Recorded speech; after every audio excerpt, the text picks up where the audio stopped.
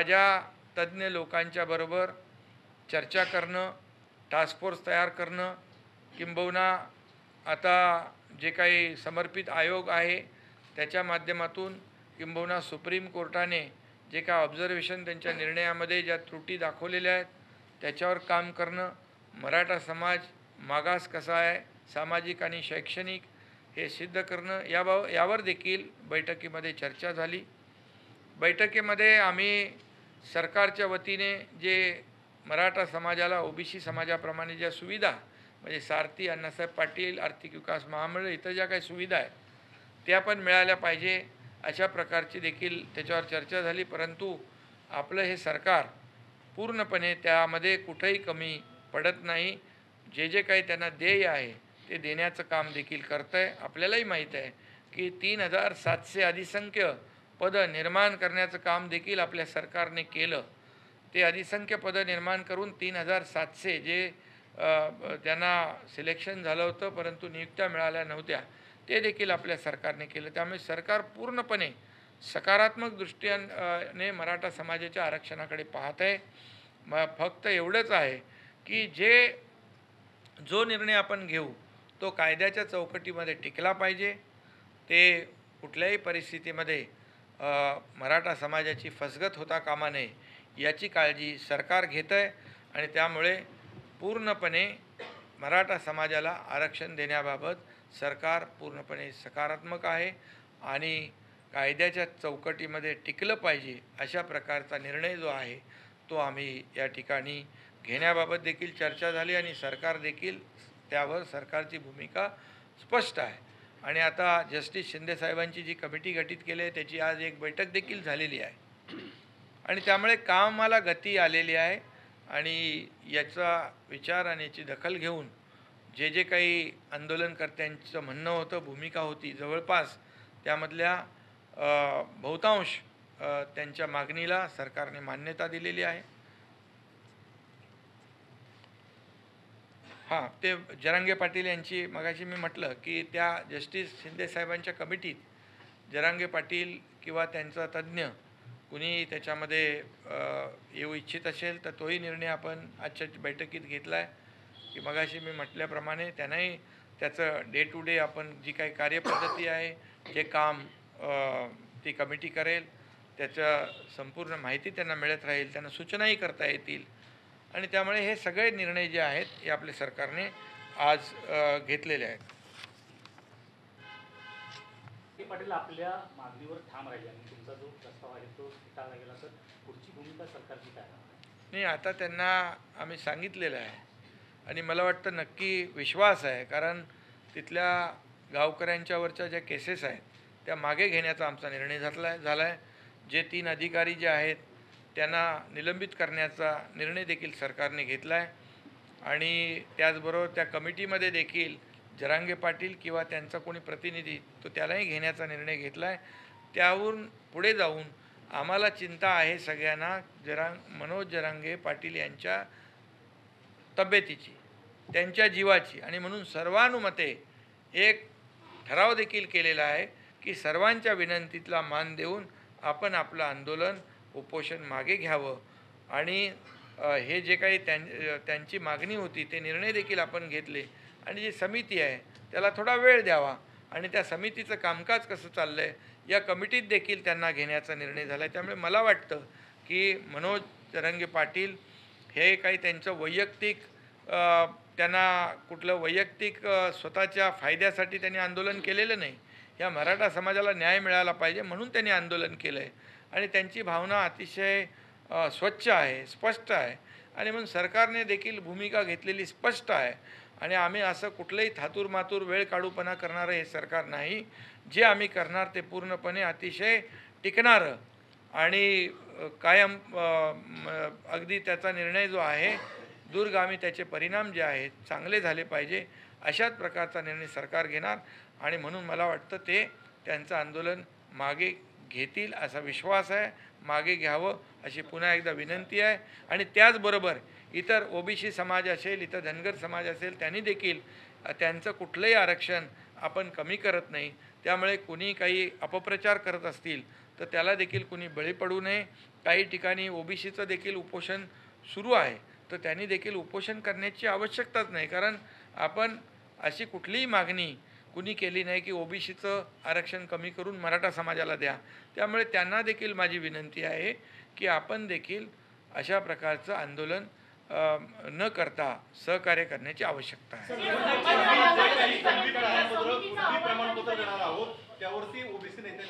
त्यांना 1 महिन्याचा अवधी दिलेला आहे कमिटीला. त्याच्यावर आज पहिली बैठक झालेली आहे आणि त्याच्यात स्वतः मनोज जरांगे पाटील यांची इच्छा असेल, त्यांचं शिष्टमंडळातलं कुणी असेल तर त्यांना देखील सरकारने स्पष्टपणे ती भूमिका घेतलेली आहे.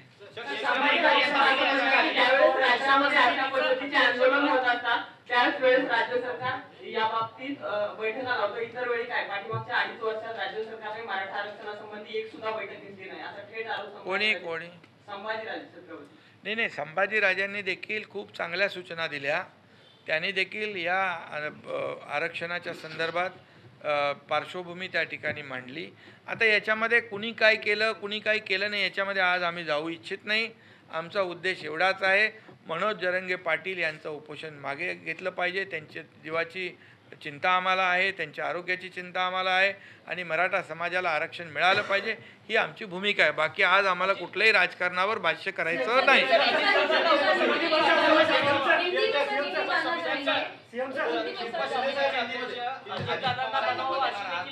हां, ती देखील मागणी केलेली आहे. आता आम्ही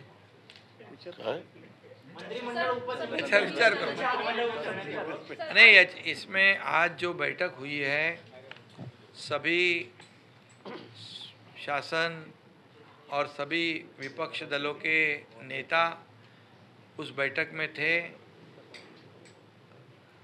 उनको निमंत्रित किया था क्योंकि राज्य में जो आज एक आंदोलन मराठा आरक्षण के लिए हो रहा है वहाँ पर मनोज जरांगे पाटिल अनशन में बैठे हैं और इसलिए जो राज्य में जो परिस्थिति निर्माण हुई है ये कानून व्यवस्था शांतता प्रस्थापित करना ये सरकार का काम है और निश्चित रूप से उसमें विपक्ष दलों का भी सहयोग हम अपेक्षित रखते हैं और इसलिए कुछ इस मराठा समाज को आरक्षण देना और मनोज जरांगे पाटिल का अनशन जो आंदोलन है वो पीछे लेना, स्थगित करना, उनको विनती करना, इसलिए आज की बैठक हुई थी।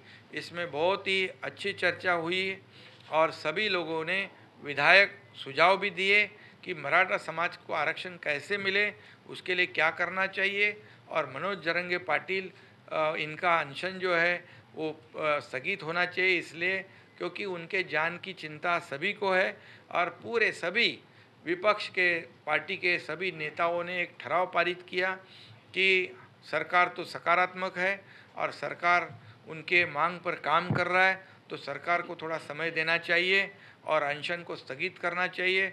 ऐसा एक ठराव पारित सभी लोगों ने मिलकर किया और ये ठराव पारित किया, इसलिए मैं ये भी जरांगे पाटिल को आह्वान करता हूँ, उनको भी निवेदन करता हूँ मैं कि ये सभी जो शासन तो है ही है आपके साथ और सभी पार्टी के दल के नेता भी आपके साथ है और इसलिए जो विनती उन्होंने की है हम सब लोगों ने की है कि उसे मान्य करे और ये अनशन स्थगित करे और उनकी जो मांग थी कि जो लोग जिनके ऊपर गुने दाखिल हुए हैं वो पीछे लिए जाए, तो सरकार ने निर्णय लिया है जितने भी गुने दाखिल किए हैं वो पीछे लिए जाएंगे, उसके आदेश दिए गए हैं, उसका काम शुरू हो जाएगा और जिनके जो लाठीचार्ज में जो दोषी पाए गए वो 3 अधिकारी जो है आगाव है, खाड़े है और एक तीसरा अधिकारी है, उनको निलंबित करने की मांग थी, उनको निलंबित करने का भी निर्णय सरकार ने लिया है। और ये जो जस्टिस शिंदे साहब की कमेटी है उसमें भी अगर मनोज जरांगे पाटिल और किसी उनके तज्ञ लोगों को उसमें शामिल होना है तो उसको भी वो भी निर्णय हमने लिया है ताकि डे टू डे जो काम की अपडेट है, कार्य पद्धति क्या है उनको अवगत हो जाएगी और उससे उनमें वो सुझाव भी दे सकते हैं। ये ऐसा पूरा निर्णय हुआ है और इस निर्णय में ये सभा में मीटिंग में मराठा समाज को आरक्षण देने में सब लोगों का एकमत हुआ है। कैसे देना है, क्या देना है, उसको भी उसके ऊपर भी कई लोगों ने सुझाव दिए हैं। हमारे उप मुख्यमंत्री देवेंद्र फडणवीस जी ने भी जो क्यूरेटिव पिटीशन के बारे में भी अपनी जो भावना है व्यक्त की है।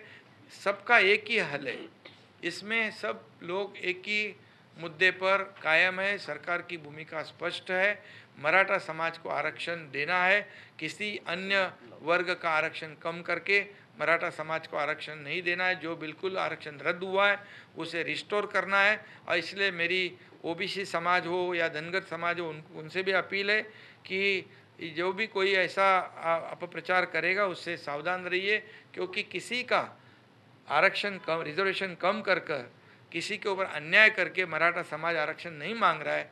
मराठा समाज को जो आरक्षण जो उनका था, जो देवेंद्र फडणवीस साहब जब थे जो दिया था, वो रिस्टोर करने की मांग उनकी है। और इसलिए इस मीटिंग में पूरी तरह सकारात्मक चर्चा हुई है, एक अच्छा वातावरण हुआ है और सभी लोग ऐसे समय में साथ में हो जाते हैं तो राज्य में कानून व्यवस्था और शांति बनाए रखने में काम आती है। धन्यवाद। राज्यामध्ये मराठा समाजाचं आरक्षण आणि मराठवाड्यातील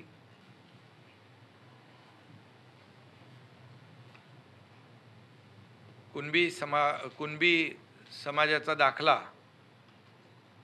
देण्यासंदर्भातलं मनोज जरांगे पाटील यांचं सुरू असलेलं आंदोलन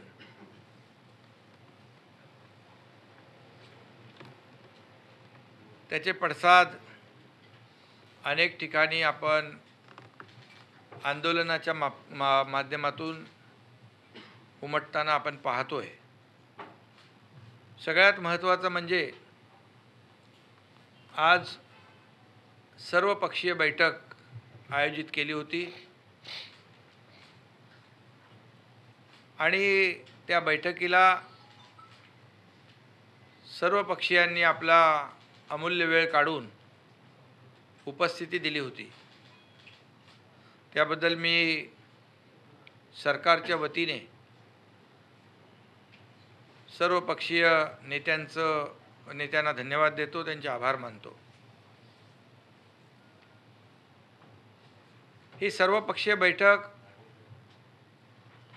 याचं तातडीने घेण्याचं कारण म्हणजे मनोज जरांगे पाटील यांचं सुरू असलेलं उपोषण आणि त्यांच्या आरोग्याची चिंता, त्यांच्या जीवाची चिंता सरकारलाही आहे आणि सर्व पक्षीयांनी देखील बैठकीमध्ये ती व्यक्त केली। आणि राज्यामध्ये कोणतंही जे काही कायदा सुव्यवस्था वातावरण निकोप राहावं, शांतता सुव्यवस्था अबाधित राहावी, जाती जातीमध्ये तेढ निर्माण होऊ नये। शेवटी आपलं हे महाराष्ट्र पुरोगामी राज्य आहे आणि जेव्हा जेव्हा अशा प्रकारच्या घटना घडल्या किंबहुना अशा प्रकारची परिस्थिती निर्माण झाली किंवा अशा प्रकारचे प्रसंग आले, त्यावेळचे राज्यकर्ते आणि विरोधी पक्ष आणि सर्व पक्षीय नेते यांच्या बैठका आपण झालेल्या अनेक वेळा पाहिल्या आणि त्यामधून एक सांगोपांग चर्चा असेल, काही सूचना असतील, काही निर्णय घेण्यासंदर्भातल्या काही विधायक बाबी असतील, या संपूर्ण चर्चेद्वारे मग शेवटी संवाद, सुसंवाद आणि त्याच्यातून मार्ग निघतो। आणि म्हणून ही भावना ठेवून आम्ही आज सगळ्यांना बोलवलं आणि त्यांनी उपस्थिती देखील दिली। सगळ्यात महत्त्वाचं म्हणजे सर्व पक्षीयांनी एक ठराव पारित केला, मनोज जरांगे पाटील यांच्या तब्येतीच्या दृष्टीने, त्यांच्या जीवाच्या दृष्टीने महत्त्वाचा असा ठराव की त्यांनी सर्व पक्षीयांनी विनंती केली, सरकार मागणीवर काम करतंय, कार्यवाही सुरू केली आहे आणि थोडा वेळ दिला पाहिजे. परंतु तोपर्यंत जे उपोषण जे आहे ते मागे घेण्याचा ठराव सर्वानुमते सर्व पक्षीयांनी केला. त्याचबरोबर आणि त्याद्वारे ठरावाद्वारे देखील आपल्या भावना सगळ्यांच्या मनोज जरंगे यांच्याकडे पाठवण्याची सूचना देखील सर्व पक्षीयांनी केली. मी आपल्या माध्यमातून देखील मनोज जरंगे पाटील यांना विनंती करतो की सरकार आणि सर्व पक्ष आपल्यासोबत आहेत आणि त्यामुळे आपल्या जीवाची आम्हाला चिंता आहे, काळजी आहे. त्यामुळे आपण जी जस्टिस शिंदे साहेबांची कमिटी आपण गठीत केलेली आहे त्याला वेळ द्यावा अशा प्रकारची विनंती शासनाच्या वतीने मी करू इच्छितो. त्याचबरोबर त्यांनी त्यांच्या शिष्टमंडळाच्या बरोबर परवाच्या दिवशी रात्री बैठक झाली. अतिशय सकारात्मक चर्चा झाली आणि त्यामध्ये जी जस्टिस शिंदे साहेबांची कमिटी आहे त्यामध्ये देखील मनोज जरांगे पाटील किंवा त्यांचे कोणी तज्ज्ञ त्या कमिटीमध्ये येऊ इच्छित असतील तर तो देखील निर्णय सरकारने घेतला आहे. त्यांना त्या कमिटीमध्ये समाविष्ट करून घेण्याचा, कारण जी काही कमिटी कार्यवाही करेल त्याची अपडेट जी आहे त्यांना मिळत राहील, काही सूचनाही त्यांना करता येतील यासाठी तो देखील निर्णय आपण घेतलेला आहे. त्याचबरोबर जे गुन्हे दाखल झालेले आहेत ते गुन्हे मागे घेण्याची विनंती केली गेली गावकऱ्यांच्या माध्यमातून आणि मनोज जरंगे पाटील यांच्या माध्यमातून. सरकारने ज्यांच्यावर गुन्हे दाखल झाले ते मागे घेण्याचा निर्णय घेतलेला आहे. तशा प्रकारच्या सूचना निर्देश संबंधित अधिकाऱ्यांना तात्काळ दिलेले आहेत. त्याचबरोबर जे या लाठीचार्जमध्ये जे अधिकारी दोषी आहेत त्यांच्यावर कारवाई करण्याची मागणी होती. एक उपविभागीय अधिकारी त्यांना तर अगोदरच निलंबित केलं होतं, परंतु त्यांची मागणी होती 3 अधिकारी जे आहेत त्यांना निलंबन त्यांचं करण्याचं.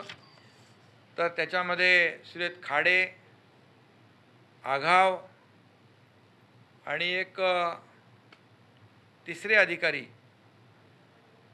या 3 अधिकाऱ्यांचं देखील निलंबन करण्याचा निर्णय शासनाने घेतलेला आहे. झालेल्या घटनेची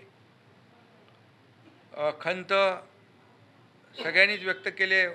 स्वतः गृहमंत्री आणि उपमुख्यमंत्री महोदयांनी तर जाहीर त्या बैठकीमध्ये दिलगिरी व्यक्त केली. आम्ही सगळ्यांनी खंत व्यक्त केली. दिलगिरी काय, त्यांनी तर स्वतः माफी मागितली. आणि त्यामुळे जे लाठीचार्जचं कोणी समर्थन केलं नाही आणि म्हणून जे अधिकारी 3 अधिकारी जे आहेत या अधिकाऱ्यांवर देखील निलंबनाची कारवाई करण्याचा निर्णय सरकारने घेतला आहे. त्याचबरोबर मराठा समाजाला आरक्षण देण्याबाबत सर्व पक्षीय बैठकीमध्ये एकमत झालं. कसं द्यायचं या बाबतीमध्ये देखील चर्चा झाली. जे सुप्रीम कोर्टामध्ये रद्द झालेलं आहे ते पुन्हा प्राप्त झालं पाहिजे. इतर कुठल्याही समाजाचं आरक्षण कमी न करता ते दिलं पाहिजे यावर देखील चर्चा झाली, एकमत झालं.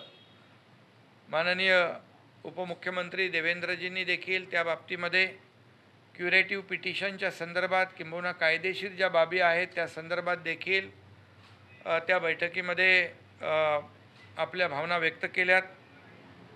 आणि या बाबतीमध्ये सरकारची भूमिका अतिशय पहिल्या दिवसापासून स्पष्ट होती, आजही आहे, की इतर कुठल्याही समाजाचं आरक्षण कमी न करता मराठा समाजाला जे रद्द झालेलं आरक्षण मिळालं पाहिजे. त्यासाठी ज्या ज्या तज्ज्ञ लोकांच्या बरोबर चर्चा करणं, टास्क फोर्स तयार करणं, किंबहुना आता जे काही समर्पित आयोग आहे त्याच्या माध्यमातून, किंबहुना सुप्रीम कोर्टाने जे काय ऑब्झर्वेशन त्यांच्या निर्णयामध्ये ज्या त्रुटी दाखवलेल्या आहेत त्याच्यावर काम करणं, मराठा समाज मागास कसा आहे, सामाजिक